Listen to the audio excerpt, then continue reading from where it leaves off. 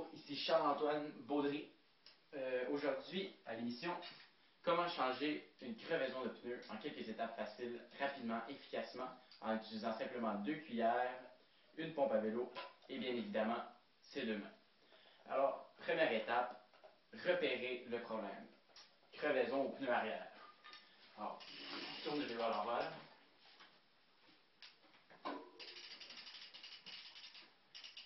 Par la suite, en utilisant le mécanisme, on retire la roue fautive.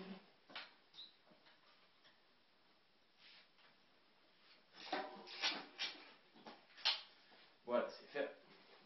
Par la suite, on utilise une première cuillère. On vient chercher sous le pneu avec le petit côté incurvé ici. On va chercher sous le pneu.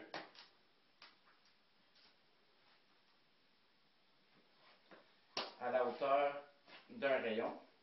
On accroche sur un rayon ici comme ça. Par la suite, on utilise la deuxième cuillère pour aller prendre encore une fois en dessous du pneu et faire sortir le pneu de la jante. Une fois que cela est fait, on peut dérouler le petit anneau ici qui tient la chambre à air en place. On roule, on roule, on roule.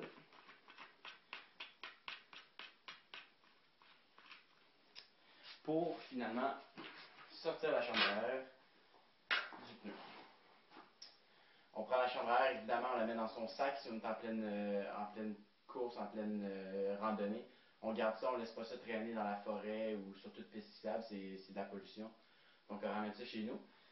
Par la suite, il est très important de vérifier le pneu à l'intérieur, donc avec premièrement sa main ou une guenille, ou encore l'intérieur de la jante pour trouver la cause de la crevaison. Donc ça peut être une petite roche, une vis par exemple, ou encore la vitre.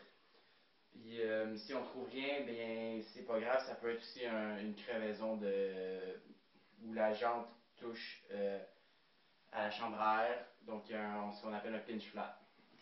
Donc une fois que ça c'est fait, on prend la nouvelle chambre à air, on met un petit peu d'air, ça peut être fait soit avec la pompe ou encore à la bouche pour les vrais.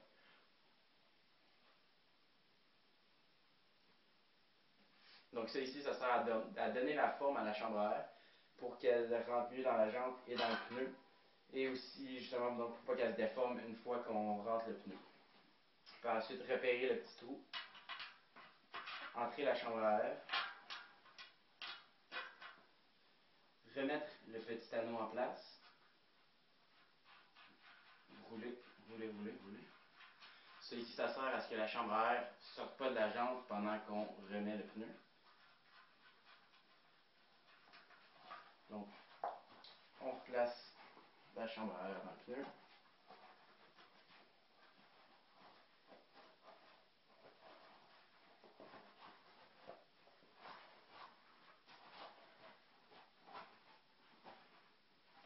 Et par la suite, on remet le pneu dans la jante.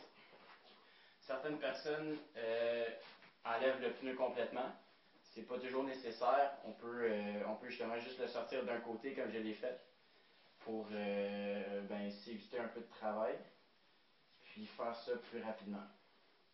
Par contre, s'il y a une cause importante de crevaison, donc une vis, quelque chose comme ça peut être plus facile d'enlever le pneu au complet. Par la suite, pour cette étape-là, je déconseille, même si le pneu est vraiment dur à remettre, je le déconseille d'utiliser des cuillères. Parce que ce qui peut arriver, c'est justement qu'on coince la chambre à air entre la jante et le pneu. Puis avec la pression, on risque de justement retrouver la nouvelle chambre à air. Donc c'est mieux de le faire à la main et d'utiliser seulement qu'en dernier recours les cuillères pour ça.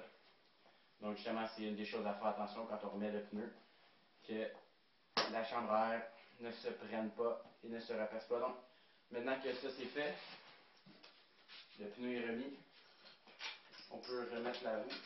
Faire attention de bien la mettre du bon côté, sinon ça ne rentre pas. On remet la roue. On serre ce qu'on appelle le quick release pour que la roue tienne bien. On s'assure que ce soit bien serré, on ne veut pas que ça tombe pendant qu'on roule. On prend la pompe, on ouvre la valve et on pompe. Voilà, alors c'est fait, votre crevaison est réparée. Quelques minutes, vite fait, bien fait. C'est tout, merci d'avoir écouté.